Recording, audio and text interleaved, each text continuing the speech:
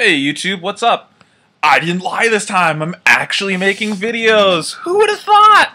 So yeah, Blackwing deck profile, long awaited. I know you guys have been asking me for it. Here it is. This is just a basic skeleton for what I think is pretty good. The side deck's kind of okay. Still working on it. I'm still working on individual card choices and stuff. I think for the most part this is pretty solid and like kind of where you want to be with the deck.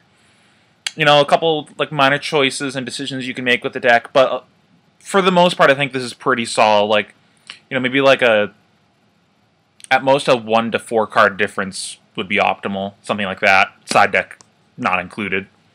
But anyways, first off the deck list, we got 3 Shura, 3 Bora, 1 Zephyros. Why is it not showing my monsters? There we are. 1 Zephyros, 3 Kalute, 1 Sirocco, 2 Blizzard, 1 Gale, 1 Koichi, 1 Steam, 1 Dark Arm Dragon, 3 Whirlwind, 2 Pot of Duality, Allure, Book, Dark Hole, 3 Vanities, 2 Icarus, 2 Delta, 2 Deep Prison, 2 Breakthrough Skill, 1 Solemn Warning, 1 Bottomless Trap Hole, 1 Torrential Tribute, 1 Compulsory Evacuation Device. Our extra deck is, now, again, no judgerino, please, if I mispronunciate any of the newer cards. I am not good at that. You guys know that. And a lot of these, I haven't actually heard anyone say them out loud. I've only just read what they are, so I don't know how to pronounce them. I'm bad. No judgerino. 1 Leo, 1 Bells, 1 Scrap Dragon, 1 Stardust Dragon, Armor Master, Black Rose Dragon, Armed Wing, Vulcan, Armatus, Key Beetle, Diamond Dire Wolf, Exciton, 101, Abyss Dweller, Cowboy, and our side deck, again, this probably needs a lot of work, but 3 MST, a Delta, we got the package, the Floodgates. I really hate that they're called that, but whatever. Macrocosmos, Soul Drain, Dimensional Fissure. I kind of want to cut one, but I feel like they're too good not to, but I'll get into that later. 3 Black Horn, 3 Noblemen, and 2 Light Imprisoning Mirror. So let's get into card choices first of all. You know, pretty standard on the Blackwings here. You want to be running as many of these as you can, except for Zephyros, because, you know, once per duel. I can honestly see playing, like... You know, I should try that. Play a second Zephyros over a Sirocco. I wonder how that is. Just kind of, like, thought of doing that right now. Because, like... I don't know. I just don't like Sirocco as a card. Anyways, so, you know, you want to be maxing out on all those. They're really good. They're really important. These are the only, like, good level 4s that you can be playing, and, you know, Kalute's a boss. Sirocco is just kind of a necessary evil. You don't have enough of the beefy monsters. Plus, it does open up, like, level 8 synchro plays and stuff, which is relevant. 2 Blizzard, I think you don't want to be going over 5 tuners, and even then, that's pretty excessive.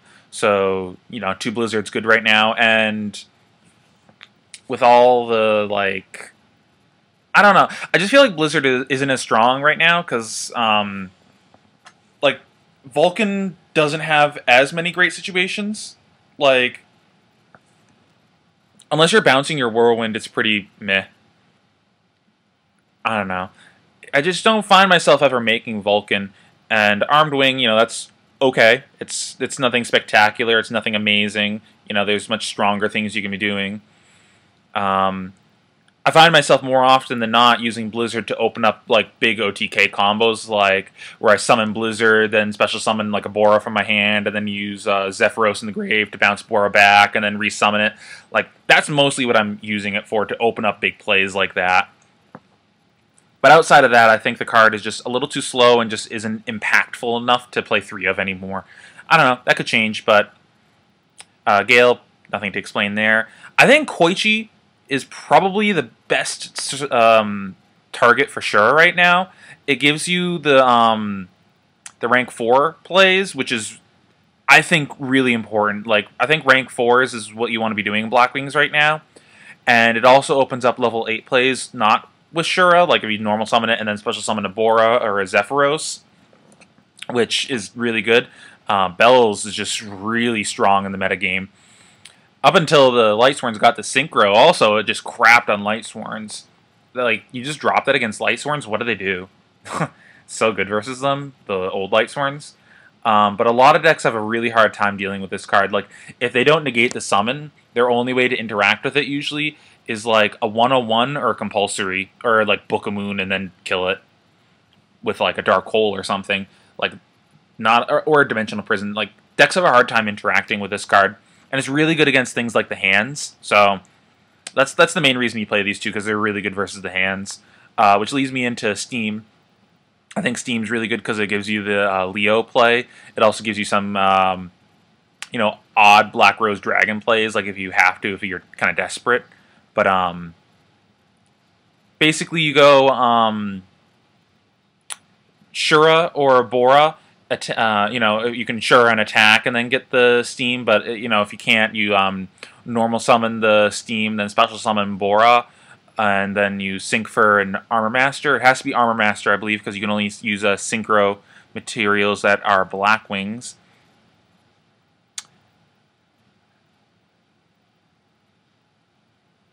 Yeah, all other synchro materials must be Blackwing monsters. So remember that. It has to be Armor Master. No Black Rose Dragon when you're going for the level 9 play. And then you get the token, or is it level 10? Yeah, level 10. I digress. So you go for an Armor Master, get the token, tribute the token for Steam, sync with Armor Master, make a Leo. A lot of decks have a hard time interacting with Leo. It gets around the Dimensional Prison, the Book, the Compulse. It gets around the hands. It gets around the most of the artifact plays, but they can pop it in your main phase too, so be careful. Because, you know, a lot of their stuff there is just, you know, they can do it whenever they want in a lot of scenarios.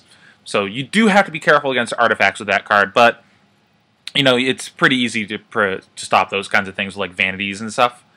It's just a really strong card in the metagame. A lot of decks just really have a hard time interacting with it. It can just sometimes end games when you summon it. They're just like, Shura, attack, summon this. Oh, well, shit. I have, like, 1 out in my hand to that, and then Evanities, they're 1 out, and they're like, fuck. Scoop. So yeah, it's pretty good for that. I kind of want to cut it and just play Koichi, but I think with how popular the hands are, you just have to be playing the Leo. I don't know. It's one of those things that I feel like Steam is just metagame dependent, and it's good right now, and it could not be good in the future. I definitely think it's better than Value. I think Value just isn't strong enough right now, because, like, what are you doing with Value? You're making, oh my god, I don't remember the name. Blackwingu. This guy. Not Pheano. Graham. It's like, your big play with Value is you make a Graham with your Shura, and then you can make an armed wing with it afterwards.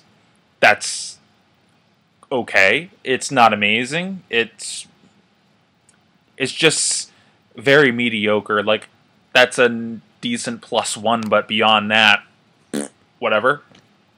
Like, a lot of decks are just gonna be like, okay, you go ahead and do that, I don't really give a shit. So yeah, I think Value is just not strong enough right now. Could be in the future again, you know, but as it is right now, I just don't feel like it's strong enough. Nothing to talk about here in the spell lineup. Dark Hole is something that I think is optional in the deck, but I still like it. It's just such a powerful card, I have a hard time convincing myself to cut it. I think Vanities is one of the best cards in Blackwings right now. I really, really want to cut one, but I feel like it's so important game 1 against a couple specific matchups. Like, it's something that you could probably shave against some decks, like 1 or 2, but against some decks, you just have to have it because it just shuts them down completely. Like, you drop this versus the hands when they go to Kamikaze, and they're just like, Or, well, no, that's a bad example. I don't know. It's just good against some decks. I'm just going to leave it at that. It just really stops a lot of big power plays when you don't have a lot of ways to interact with them. I'm having a hard time coming up with an example that's, like, really important, but, like, you know, like, Gears will sometimes try to go off, and you'll just flip that, and they'll be like, well, if I don't have the trap negation, I'm kind of shit out of luck. And, you know, you can make the argument, well, they have, like, trap negation, a lot of that, but that's no reason to not play traps that are good against them, especially in a deck like Blackwings. Like, you're just going to have to try to force your way through the trap negation. Which leads me into my next point of Icarus Attack and Delta Crow. I'm going to talk about these at the same time. Because because the interaction they have in the metagame is very similar. Icarus Attack, I feel like, isn't as strong right now as it has been in the past. I feel like it's still one of the best cards in Blackwings, but because of all the wiretaps and stuff running around, I find myself afraid to just randomly activate this. And you're not put in a position a lot of times anymore where you're getting 2 for 3 with it, where they like chain something to the summon and then you tribute and pop 2 of the other cards. Because let's be honest, there's not a lot of chainable stuff right now.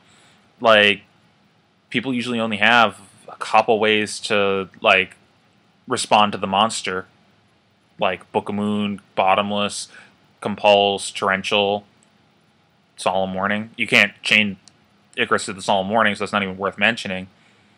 There's just not a lot of ways to like really interact with that. Do that interaction that you want to be doing. So you end up having to 2 for 2 a lot, and with all the trap negation running around, you end up 2 for 1ing. So it's kind of hard to do what you want to be doing because you can't be using it reactively to their removal. Now you have to be doing it reacting to their plays. Like they're making a synchro play or an XYZ play, you have to respond to that. And then that's what they want you to do, because now you just lost your monster and your back row, so you have nothing to defend yourself with. So I feel like Icarus is just not strong enough to be like maxing out on. It's still a really powerful card, and you kind of have to play it. But I feel like Delta Crow is just, oh my god, amazing. I almost want to play through. This card is so powerful. Like, this is the position Delta Crow puts you in. If you go first, or you get it out before they set up, and you flip it, you win the game. Just pretty much straight up, you win the game. If you go playing it after they've set up, you're in a scenario where if they don't have the wiretap, you win the game. If they do have the wiretap, you're going 1 for 1 with their wiretap. Before, I was playing wiretaps myself in this slot, and then I kind of realized this like theory behind it, where it's like, if this is a wiretap in these scenarios, I'm either trading 1 for 1 with their wiretap or trading 1 for 1 with some of their other removal or something. Where is Delta Crow bad? Delta Crow's bad when it gets negated or they have continuous trap cards. There's not a lot of continuous trap cards game 1 against decks. In the decks that do play them game 2, you generally board this out for like MSTs, like Decree and stuff. And in the scenario where it gets negated, if it's a wiretap, it's still getting negated. So no matter what, it's either you win the game right on the spot, or you're going 1 for 1 with a wiretap. And if it was a wiretap in itself, you're still just going 1 for 1 with a wiretap, but the alternative is much less impressive. Like just negating some random trap. Like, that is significantly less impressive to me than wiretap. I think wiretap's really strong, but like, I think the interactions that Delta Crow has is just far too powerful not to play it. Like, the fact that it just wins you the game on the spot a lot of the time is amazing. And in a lot of the common matchups right now, like the gears and the hands, this card just ends games versus them. Because your problem isn't with their monsters usually, it's with their back row. Because your answers to what they're demanding an answer from, like, their big plays, a lot of your answers to that are your extra deck cards, like the hands. A lot of your extra deck cards are what you use against those. Now, some of your trap lineup does deal with those cards, but you can't always rely on that. Your extra deck is significantly more reliable since you're always going to have access to that. You're not going to have access to all of your traps all the time. So what I found in those matchups, if you can get through their back row, you tend to just win because your monsters just end up being better than theirs. So yeah, there's that. A lot of the removals is pretty self-explanatory here. Dimensional Prison's pretty good because of the hands and stuff like that. I might be worse after Lightsworns come out, and since hands, I think, are starting to fall out of popularity, I'm seeing them more in like side decks and as 2-ofs, but I'm going to leave it in there for now until the meta shifts a little more. I'm still on the fence about playing Breakthrough Skill over Fiendish Chain. I think they're both really good cards, and I think the meta might be shifting towards where Fiendish Chain might be better. But I don't know. For now, it's just going to be Breakthrough Skill because it's just really good. Yeah, and there's nothing to really explain about these staples here. Extra deck, I already touched on a couple of the new cards here. Leo and Bells, I already touched on. They're really good. Decks have a hard time dealing with them. These are all pretty self-explanatory here. Vulcan, you know, the new Baronic for the deck. Nothing to really say about that. I cut the Catastor for this because it, again, deals with the hands. I really like how this aesthetically is. I bet everyone else has noticed this too, but you know, the fact that it has a glowing blue and a glowing red hand versus the fucking blue and red hand, like that's just, I like that. I fucking like that. But it deals with the hands and it deals with a lot of problematic cards. Yeah, it's just a really good card in the metagame right now because a lot of stuff is activating in the battle phase that you need to stop. So, you know, it's good for that. It's one of those outs that you have in your extra deck at all times.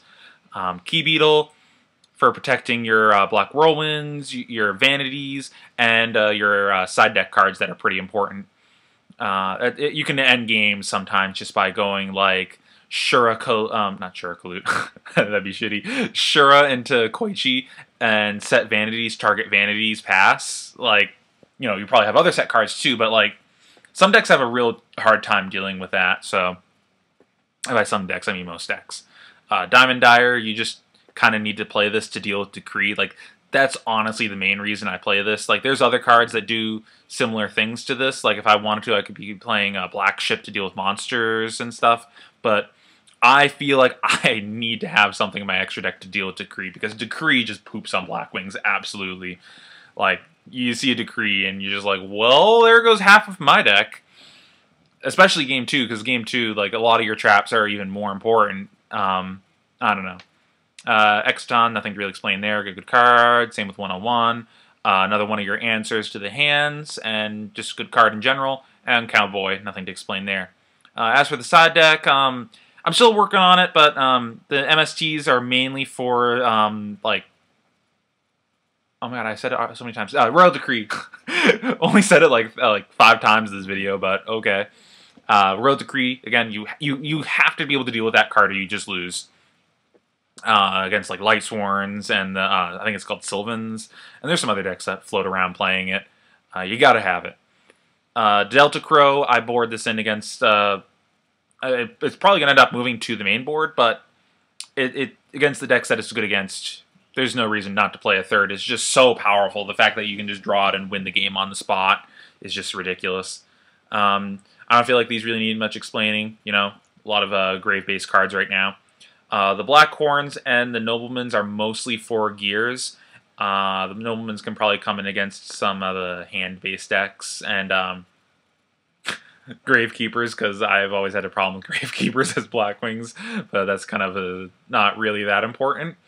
But, yeah, I feel it. I'm dedicating a lot towards that matchup. I might be putting in too much, but I feel like, considering the popularity of the deck, I can get away with boarding in disproportionately for that matchup just because, you know, I want to be winning that matchup. Like, if I'm winning that matchup the majority of the time, then I'm winning the majority of my games. So, yeah. And Light Imprisoning Mirrors are just kind of a placeholder. I want something that's good against Lightsworns and Boojins, so...